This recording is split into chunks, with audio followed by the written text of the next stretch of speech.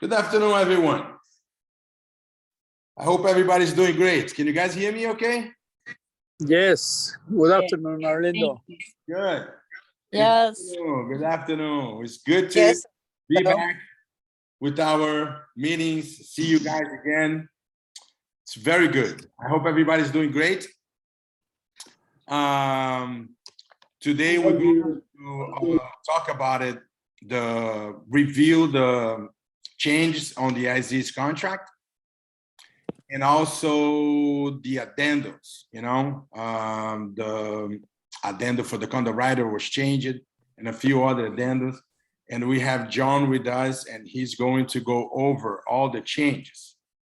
All right. So remind you guys that those meetings are being recorded, and we post them in our website. So in the future, if you need to see them again, you can go back to the website and then play the recording video one more time. Or you can either give me a call or call John. All right, great. So another thing is that we're going to be doing our meetings again. To start with, we're going to do the meetings once a month, and then we see how it goes, and we go from there. And in the meantime, if there's any emergency or anything that is important that we need to bring it to you, then we will have meetings on between. Okay, great. During the meeting, guys, if you have any question, please come up and ask the question. John, are you with us, John? Yes, sir. Hi, everyone. Hey, John, thank you again for your support to be here with us and bring all those changes. And I'm going to transfer the host to you. So you can present. You can, let me find you here. I found it out. John, you look younger every time I see you. Yeah, right. It's John the looks screen. young every time we see him. It lies. What's up, Scotty? Hi, how are you? Hi, Alicia.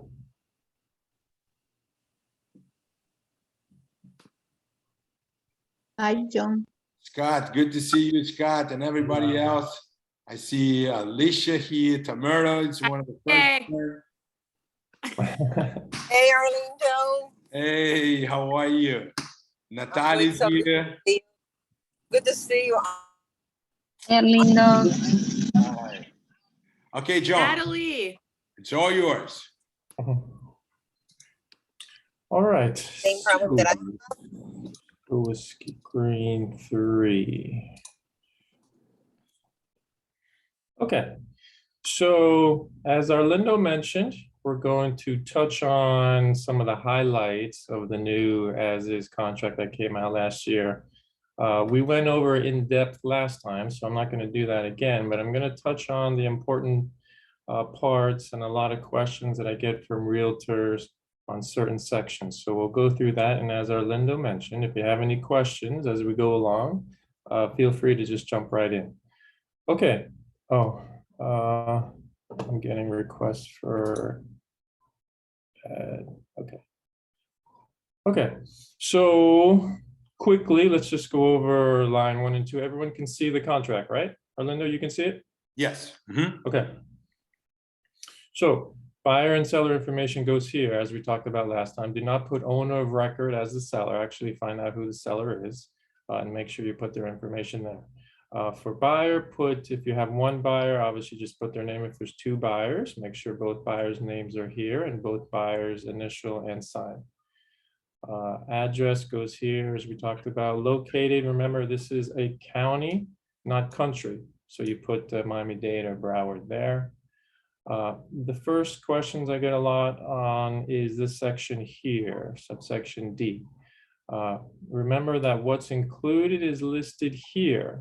Refrigerator, ranges, ovens, dishwasher, disposal. These are the automatically included items. They do not include a washer and dryer. So some units come with a washer and dryer, even some houses. So make sure to include that here if it's included in the sale, because sometimes the buyer might think it's included, And then come closing, walkthrough day, the washer and dryer are gone. And those can be expensive items, so make sure it's included here. Another thing I see a lot of in the contracts is someone will put fully furnished, and they'll just leave it like that. They won't put anything else. Please include the additional language here that an inventory list is needed, and it's to be provided by the seller within 3 days after the effective date. Make sure you put a time frame too. That way, both parties are aware of what's included and what's not included. This language is very important. If you represent a seller and the seller says, hey, I'm going to give all my furniture except I want to take the chandelier, or I want to take some paintings, make sure to include excluded items here. Now remember, this line 24, these are excluded and these are included. Sometimes I have seen fully furnished on this line. So remember, first line 21 is included, line 24 is excluded. Purchase price obviously goes here. Deposits, I get a lot of questions on the amount of deposits. What should I do? You all know it's a crazy market right now. It's so seller centered that no longer can you put 500 or 1,000. You might have to do 5% or even 10% to try and win the bid. So the deposit goes here. If there is financing, put the financing amount here, and then the balance goes here. The computer, I believe, does that. Time for acceptance. You don't want to have an open contract out there for as long as whenever the seller wants to sign it. It's best to put a date here, and usually 3 or 5 days for the seller to make a decision is a good time frame. Closing date now is on this page here, the top of the second page. And since there might be some negotiations back and forth, or maybe it'll take 3 or 5 or a week to get a fully executed contract, it's always best to put on or before a certain amount of days. And if it's financing, make sure to put at least 45 days. The way the market is now, lenders are so busy. You want to make sure you give your buyer enough time to get their financing. So it's best to put on or before, and pick, if it's a cash deal, we as a title company, we can close in as soon as 2 weeks. But for financing, make sure to put maybe at least 45 days. I know sellers might not like that. So if they do want 30 days or 35 or 40, make sure you tell your buyer to get in contact with their mortgage broker and ask them, can you do it in 35 days or 30 days? The default answer from the mortgage broker, God bless them, is yeah, no problem, we can do it. But sometimes there's difficulties and delays in getting documents. So the more time you can put here, the better for your buyer. Okay, occupancy and possession. This talks about tenancies, right? So this line here, line 65 and 66, seller shall at closing deliver occupancy and possession of the property to buyer free of tenants and occupants, right? So that means that the unit must be vacant. If there is a tenant in the property and they're staying after closing, this box must be checked right here, 6B. And then what happens is the seller has to give the written lease to buyer within 5 days after the effective date. And the buyer gets a chance to review the lease to make sure that the monthly payments are good, or the rent is good, and there's enough security deposit, maybe last month's rent, and also to determine the length of the lease. And then if buyer determines that buyer, in their sole discretion, does not like how the lease is played out, or maybe it's a 5-year lease or something and they want to move in before that, the buyer may terminate the contract by delivering written notice of such election to seller within 5 days after receipt of the above items, okay? So after closing, seller has 5 days to give the lease to the buyer, and buyer has 5 days to decide if they want to move forward or not. Signability, this is a new change that happened in the new contract. If you don't check a box, then automatically the third box is checked that says may not assign. I highly recommend always checking off this first box, which is the second box in the group, but the first box on line 84 that says may assign, because sometimes you'll get a question, or we will get a question from a buyer, hey, I want to buy it under a trust, or I want to buy it under an LLC. This language allows us to prepare an assignment of contract without having to get the seller's signature. So always check off this box here if you can. Paragraph 8, financing, obviously A for cash and B for financing. And again, if you can put 45 days here instead of 30, that would be highly beneficial to your client.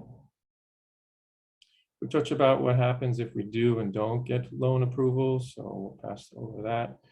Closing costs, we get questions on who pays for what are the closing costs? It's under paragraph 9 of the contract.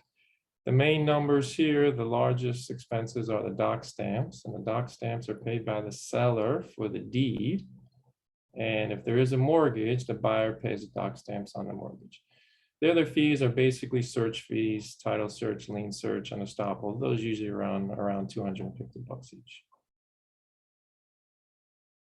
Okay, checking off who pays for these expenses. Since we're in Miami-Dade and Broward, always check off this provision. This says that the seller pays for the lien search and title search, and the buyer pays for the title insurance. So check off subsection 3. Warranty special assessments. Okay, still getting questions on this one. This is a very important section of the contract. Special assessments, and sometimes people will just look at that and they'll go straight to the boxes and check off who pays for what. But please make sure you read the sentence right after it, which says the special assessments here talk about liens imposed by a public body. Now, what's a public body? The next sentence says, public body does not include condominium or HOAs. This is only for the city. The city wants to do, maybe improve the roads or put some sewers or lights or whatnot, and it's not in their budget, they can pass a special assessment to all the homeowners in that county or city. But it does not apply to condominiums and homeowner associations. So whether there is a special assessment passed by an association, this section does not apply to that. We have to look to the condominium rider, and then the condominium rider tells us who pays for the special assessments, okay? So please be very careful of this section. This does not apply whatsoever to associations. So regardless of what you check off here, special assessments passed by an association is not here to look. Okay. Government disclosures, move, like that. Okay. Property tax. I just want to touch on this real quick regarding prorations. Proration for property tax is, as everyone knows, property taxes in Florida are paid in arrears, which means they're due at the end of the year. So if we're closing, let's just say in general, in June, the middle of the year, of this year, June 2022, the property tax has not come out yet, right? It's due at the end of the year. So what's going to happen on the HUD is the seller is going to give a credit to the buyer from January 1st to June, basically 6 months. Because when the bill comes out at the end of the year, the buyer is responsible to pay for the whole thing. So property taxes, just so you know, if your client asks, because some of them are from the Northeast and North and different areas, certain states have different requirements for property taxes when they're due.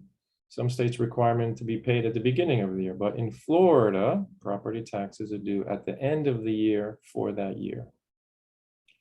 FERPTA, another very important part of the contract. Can you hear me? Yeah. Sorry to interrupt you. Just to point out 2 things. As we said in the past in one of our meetings, and we're going to repeat that on our next meeting, is reviewing the closing statement. And it was a very interesting meeting when we had it, because a lot of our agents were not aware that it's the broker's responsibility to review the closing statement before you submit to the seller or the buyer 3 days prior to closing. And we're going to look into those closing statements and see how we can review those numbers. Because as John was mentioning here on the property taxes, yes, we know that if we close in June, the seller needs to credit the buyer from January to June. And it's our responsibility as an agent to review that that number is corrected and was actually debited the seller and credit the buyer. And that goes also for the rent if the unit is rented. Now, John, I'd like to go back to one thing that you pointed. You know, I was dealing with something and I couldn't interrupt you and you were in a good speed. It's about the new open window for the buyer if he's buying a property that is rented. Can you bring back that line, please? Sure. Those are in the paragraph 6. Okay. Yes. Right there. On line 76 says that if at buyer's sole discretion, decide that the terms of the leasing is not suitable for the buyer, then the buyer can give a written notice within 5 days after receive the contract. Now, just for everybody to understand, it's a situation here that we need to ask questions about it. What if an agent failed to collect the lease agreement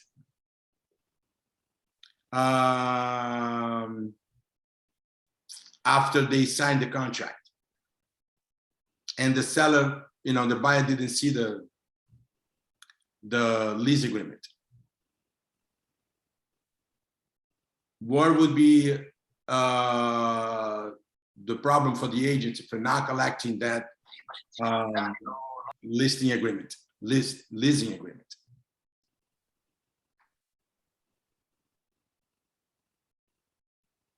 John? You want me to answer, or are you asking your agents? No. You. Oh, okay. Go ahead. What happens if the lease is not presented as it should be? Yes. Talking about the agent who represents the buyer. Okay, so number one, we look to the contract, right? We always go to the contract and we have to read the terms. And it says there that the lease shall be disclosed in writing by seller to buyer. So first responsibility is on the seller to advise the buyer that there is a tenant. Maybe when they did the walkthrough, the tenant wasn't there, or maybe the tenant moved in after the walkthrough. So first responsibility is on the listing agent to tell the parties that there is a tenant. And then that seller must provide a written lease to the buyer within 5 days after the effective date. So what happens is, obviously the listing agent is not going to give it directly to the buyer. They're going to give it to an agent. And then now it's your responsibility as an agent to deliver that lease to the buyer so the buyer can review it, because the buyer has 5 days to do so. If after the 5th day, the buyer doesn't have any objection, then the buyer has to move forward. So if you do not present the lease to the buyer and the buyer thinks at the closing date that he's moving in, and apparently there's a tenant in there that's supposed to stay there for another 9 months, that can be a big, big problem. So you have to be very careful with leases to make sure you get the lease, and then also to make sure you give the lease to your client. This is the thing. The fact that the house will be occupied after the closing, it was always a problem. And if you don't make sure that the house will be vacant and the buyer has the intention to move into the property, this is something new. It becomes a new responsibility for the buyer's agent to collect the lease agreement and deliver the lease agreement to the buyer within 5 days after the effective date. Because now the buyer has a chance to look into the lease agreement, and if he doesn't like anything in it, he can cancel the contract. So now we talk about something different, not about being occupied after closing. It's about agent failed to collect the lease agreement from the seller and deliver it to the buyer within 5 days after the effective date. You have any information about what could happen to the agent if he failed to do that? Yeah, so now the buyer says, okay, so I was expecting to move in on day one. So now I can't move in. So now I have to rent, or I have to find another house. All those expenses are going to be the responsibility of the agent to cover. Mhm. Not only that, you're going to have an upset client, which you never want. And then the client could potentially file a complaint with the DPPR or an ethics complaint. And then you're in such a mess that I recently saw a complaint filed against a realtor. It was 50 pages long. And it was an unmerited claim, but the agent still needs to respond. And now they got to get their broker involved. Now they got to get lawyers involved. So it's a big process. It's not to be taken lightly. You have to protect yourself, and you always have to protect your client. Yes, great, John, thank you. Just thinking about this one more time, this is something new, and now it becomes our responsibility to collect one extra document that we were not aware or we are not used to collect it before. So if we continue doing things the way we're doing before this change, we might fail to collect the lease agreement and deliver the lease agreement to the buyer. It's not only about the occupancy after the closing, it's more like John gave the example. What if the lease is for 5 years and the buyer doesn't want to? The buyer was aware that the house was going to be occupied after closing, but he was not aware of the terms of the lease. And this term says if the buyer does not like the terms of the lease, then he can cancel. But in order for him to cancel, he needs to receive a copy within 5 days after the effective date. All right, John, thank you so much. You can continue. Sorry for the interruption. Yeah, good point. And also you raised a good point about the taxes. And if you do get a question about it, the question is, how do you calculate the taxes? Well, we have to use last year's taxes. So let's say last year's taxes for easy accounting was $12,000. So at time of closing, if the closing is in June, the seller has to give the buyer $6,000 credit at closing. And the buyer is responsible for the other $6,000. At the end of the year, they pay the whole $12,000. So that's how that proration works. Okay. FIRPTA, this is also very important to explain to your sellers who are foreigners. This just happened recently where an agent told us that the seller was a foreigner. We said, okay, here's the contact information for an intermediary. They have to hire a company to prepare the documents. So FIRPTA is important if you represent the seller to ask them if they're a foreigner. Now they can have a green card, right? Or a social security number, but if they are foreign, we as a title company have to collect 15% of the sale price at time of closing. Now the seller doesn't lose this money, we're holding it. And basically what has to happen is the seller needs to file a tax return for the property, basically telling the government if they made any money, if there's any capital gains. If there is a capital gain, the government says, okay, so you made 100,000, we're going to tax you 25, 20, 30%. You owe us 30,000 and the rest of the money can go back to the seller. So if you do represent a seller, the whole 15% is not going to the government. We're just holding it. The government wants us to hold more because they want to make sure that if there is something missing, that they don't have to chase the seller for it. So FIRPTA is for foreign sellers. Okay. Another big question, another thing to know about and be concerned about is the property inspection section, paragraph 12. Now, this is not only the inspection section, this is also, and I highlighted here, it's a right to cancel section. So the buyer does not have to do an inspection to cancel. They have an opportunity to do an inspection. but they also have the right to cancel based on their sole discretion. So during the 15 days, if you leave it blank, or 10 or 7 or 3, if the buyer decides in the buyer's sole discretion, so that means if whatever the buyer, they don't even have to give a reason, in their sole discretion, that they don't like the property, they changed their mind, they found something else.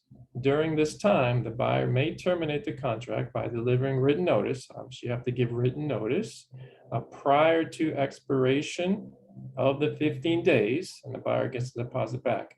Now, on the 16th day, this contingency becomes waived. So you no longer have that right to cancel. So this is just wanted to point out that it's also a right to cancel and not just the inspection period. Good. Walkthroughs, this is important. The buyer is allowed to do it on the day before closing or the day of closing. It's a right that's given to the buyer, and it's right here in the contract. And this is where you find it on line 275. I highly recommend doing walkthroughs, especially if there's furniture being left behind, to make sure that it's all there, and also to make sure that there's no damage to the unit when the seller moved out. So what usually happens is, what you can do is during the closing or on the closing date, you schedule the walkthrough in the morning and then sign the documents in the afternoon. Okay, so we're going to talk about permits real quick. You know, I always tell you guys to add that additional language in the additional terms section that says the seller is responsible for any and all permits.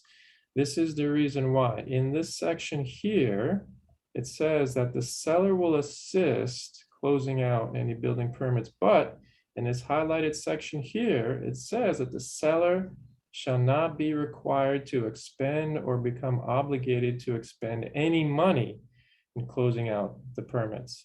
So I guess the general idea of this contract was, hey, look, it's as is, the buyer's buying it with all the issues. So that's why in the additional terms section, and we'll see it as we scroll down a little bit later, that I want you guys to add that the seller is responsible to close out any and all permits, because then it puts the onus on them to pay for it. Because if you don't, and there are open permits, buyer can help, the seller can help the buyer, but the seller does not have to spend any money. And those can be big issues too. If there was a permit that was supposed to be pulled, maybe they redid the kitchen without permits, the inspector can force the removal of whatever was installed and have it redone, and that could be very costly. So make sure to add that additional language in the additional term section. Good. We'll continue on. Default. What happens in defaults? So always look to this section of the contract, paragraph 15, and this tells us what happens, and depends on who's at default. So if the buyer is at default, we look at paragraph 15A. Buyer fails to do something that they were supposed to do under the contract, including payment of the deposit. A lot of people come up to me and say, hey, they didn't do the deposit, so they're backing out and everything should be fine. Nope, that's not true. The obligation of the contract was for the buyer to put a deposit within a certain amount of time. So if they don't do that, buyer is in breach, and it's a buyer default. So what happens if the buyer defaults? On line 338, seller may elect to recover and retain the deposit. Okay, so any buyer default, whatever requirement is required by the buyer under the contract, if they don't do it, they're in default and the seller can retain the deposit. Now, what happens if the seller says, oh, I don't want to sell it to you anymore, I actually found another buyer for a higher price. You can just take your deposit and go. No, if the seller defaults in any way, the buyer actually has two options. The buyer can actually say, fine, okay, I'll take my deposit back and I'll look for something else, or the buyer can force the seller, and it's called specific performance in legal terms. The buyer can force the seller to sell the property to the buyer. So that's what happens regarding defaults and who does them. Now, what happens if there is a discrepancy about, oh, there was an issue, you didn't do something that you were supposed to do, but then the seller says, well, you didn't do something you were supposed to do. So now we have a controversy. And what do we do with controversies? We go to paragraph 16. Unresolved controversies have to go to dispute resolution. And what that means is the parties have to go to mediation. So you have to follow the rules of mediation. I know Scott's actually done that a couple of times. So if you do have to go to that, Scott's a great source to walk you through how to go through mediation. Okay, we'll continue on. Okay, time periods, huge issue regarding contracts. And it's very important that you all know that you calculate time by calendar days, no longer business days or 5 p.m. or anything like that.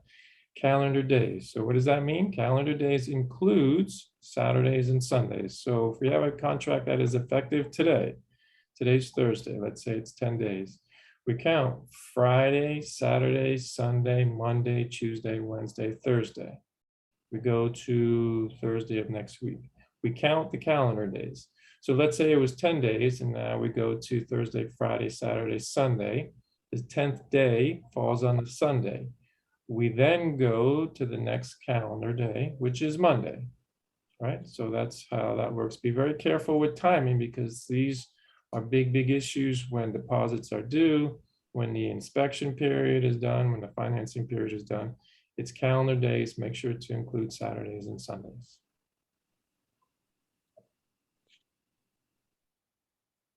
Prorations we talked about. I just wanted to include here that there's basically two prorations. There's prorations for taxes, right, where the seller is giving a credit to the buyer because it's not due yet. But then there's a proration for association dues.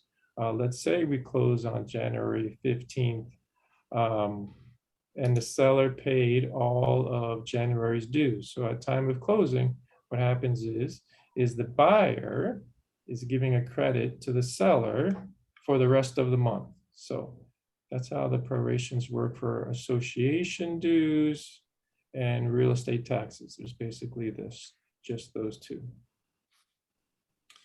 Now, I just highlighted this real quick just so you all know.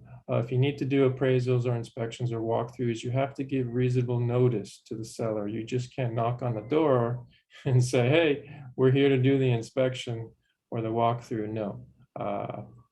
Be respectful of both parties. Make sure you give reasonable notice. Now, what is reasonable notice? Yeah, well, that's up for debate, but at least I'd say a day or two. And also you can't schedule it at 1 in the morning. It has to be within reasonable times as well. So just be cognizant of that. Okay, 1031 exchange. What happens here is if a seller wants to sell their property and not get taxed on the capital gains, they can hire a company to hold the money and then use that money to buy something else. So if you do have a client that is an investor, it's always good just to touch base with them and say, hey, what are you going to do with these funds? Are you planning on buying something else? And they say, yeah, I'll probably use the money to buy another investment property. Okay, so it's best to say, well, there's an opportunity and there's a program with the government that you can avoid paying capital gains tax if you use a 1031 exchange.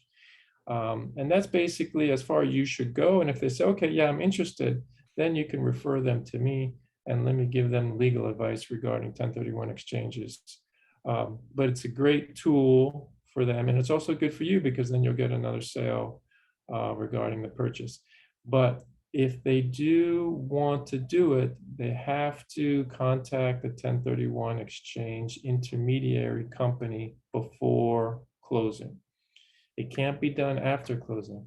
Once we as a title company get the money and we send it to the seller, that's it. They've already received the money. They can't now give it back and then give it to the intermediary. So this needs to be done before closing. And also, we as a title company, we're not a 1031 exchange company. It's a completely separate company that needs to be hired to hold the money. So usually it takes a week to do all the documents because there's the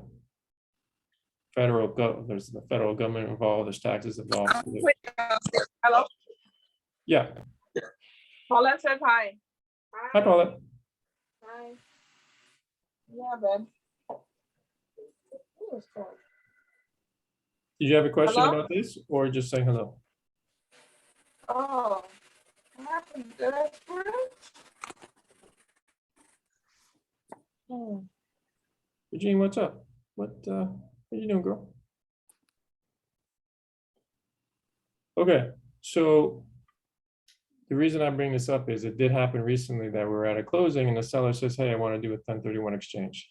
Well, it's too late for that. You have to at least give this 1031 exchange company a week to prepare all the documents. So that's it regarding 1031s. Okay, regarding notices, and we've talked about this many times, just a refresher, all notices must be given in writing, and you can do that by email. We talked about no text messages, no Instagram, no WhatsApp or anything like that. Everything must be in writing, and the best way to do it in writing is by mail or email. And also notice this, that notices and delivery given by or to the attorney or broker, including broker's real estate agent, representing any party, shall be as effective as giving it to that party. So as we talked about, let's say that lease, that the listing agent gives you, the buyer's agent, the lease. Now the seller has actually, it's considered being given to the buyer. So the seller has done their responsibility. Now you have to do your responsibility and make sure you give it to the buyer, because it's considered as if your receipt is the buyer's receipt. So be very careful of that. You can't say, well, my buyer never received it. Actually, if you received it, it means the buyer received it. So be very careful of that. Okay, so now we get to the addendum section. I've seen this, be very careful with this. It's not A and B, it's either a condominium or a homeowners association. It's never both. So don't check both, it's either or. And right before we get to the riders, as we talked about, here's the language that you need to put for permits. If there exists any open, needed, or expired permits or violations, then seller shall, at seller's sole cost and expense, close out any and all permits and or violations prior to closing. Before I used to just say open or expired. Now let's make sure we're included needed, because an issue came up where someone did work on a unit but didn't pull the permits that they needed to pull. So just to be safe here, we want to also include needed to cover the buyer. What we're always doing here is we're protecting the buyer, because protecting the buyer protects us from any issues going down. And don't forget here, this is where the best part is. You put your information here on line 634, and you put One Way Realty Group on line 636. And now, a huge question that always comes up. Okay, so the MLS says that it's 5% commission, 2.5% to each. You don't agree to that, so you put dash and you put 3% here. Everyone signs it, everything's good. You go to closing and you're expecting your 3%, but you're only entitled to 2.5%. And here's why. The contract says right here that this contract shall not modify any MLS or other offer of compensation made by seller or listing broker or cooperating brokers. So whatever number you put here, doesn't matter. You can even put 10%. Buyer and seller will sign it. It holds no water. You always have to look to the MLS, and the MLS controls. Okay, so be very careful of that as well. Okay, so that was just a brief, not so brief discussion of the new contract. Any questions here before we move on to the riders? Okay. The riders, we're going to start with the homeowners. Go ahead. Okay, so They actually have not revised the condominium rider yet. They're still working out some issues, trying to implement things regarding the Surfside tragedy. So the new condo rider is not out yet, but they did revise the homeowner association rider. Really, the revision was on the second page. Basically, they added the part where if there is association approval, to let the parties know yes or no. And then if there is a special assessment, so as we talked about, remember in that part of the contract that talked about special assessments for public bodies, it doesn't apply to a homeowner association. This is where it applies. And this is where you check off who's going to pay for special assessments, buyer and seller. And this is what holds the parties to pay for any special assessments. Okay, so it's here, and also in the condominium rider, there's this section similar to this that basically has a box here, buyer or seller. So if you represent a buyer, always check off seller, because you don't know if there's any special assessments and you want the seller to pay for it, because they can be costly. So this is the section where you want to be aware of. Next, this rider is not used very often. It's for VAs, but they just changed some things here. Nothing too important for us. Next, right to inspect, right to cancel. This is used for the regular contract, not the as-is contract, because the as-is contract, as I pointed out, has this language already in there, the right to cancel, right to inspect. But the regular contract doesn't. So if you're using a regular contract, you would want to add this to it. A lot of sellers don't accept regular contracts. If you try sending it to them with a regular contract, they'll say, hey, you need to resend it in an as-is contract. So if you do use a regular contract, it's good to have this in there.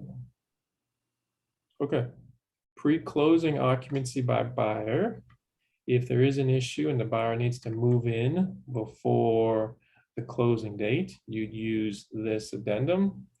And basically what they did was, instead of requiring a lease, they also are allowing for pre-closing occupancy agreements or other similar agreements instead of actually preparing a lease. So this is good. This one's, it's important if the buyer needs to move in early or needs to move stuff in. This is what is a good one to use. Now, this is actually a popular one nowadays, and it's actually good if you want to make an offer and the seller still hasn't found their place, or the seller needs a little bit of time to move out their stuff. You want to be, you want to work with the seller so they'd like your offer against others. So you can allow the seller to stay after closing for a certain amount of time to move out any stuff that they need to. And this is the addendum that you'd use for that. Sale of buyer's property. This is a good one. If you have a buyer that is selling a property, and then after that sale, they want to buy a property, this is a good addendum to use. It used to be back in the day, right, a little bit difficult to sell a property, so that's why buyers would use this. But nowadays, as you all know, you can put a property on the market and it can be gone in a day or two. So, but it's still good to use just in case you don't want to lock up the buyer into a purchase where they don't have the money to purchase it. And then again, if they don't have the money to purchase it, they'll lose their deposit and they'll be upset with you. So this is a good one to use if that buyer is in that situation.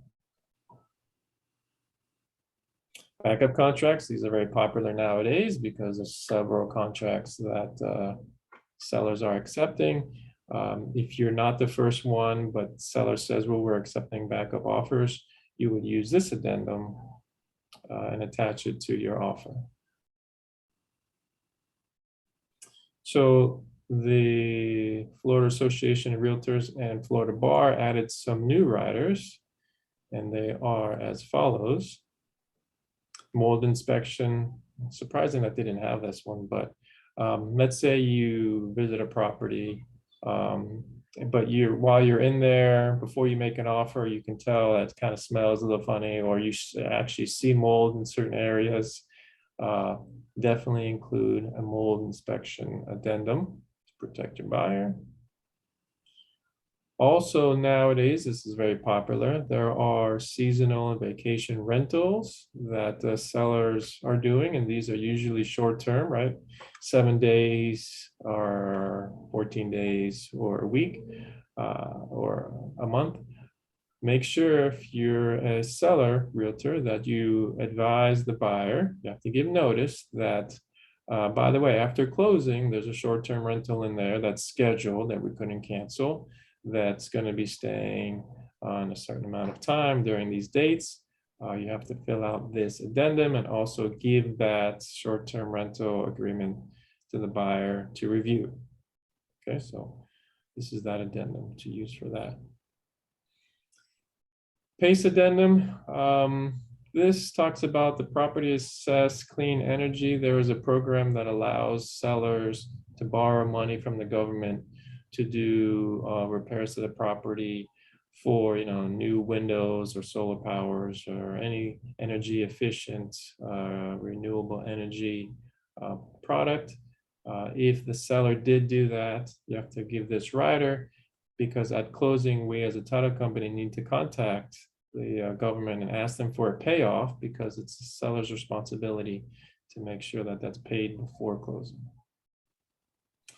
And that is it, my friends. Those are the new riders and an update on the as-is contract. Do you have any questions? If you do, and you don't want to ask them here, you have my phone number or email.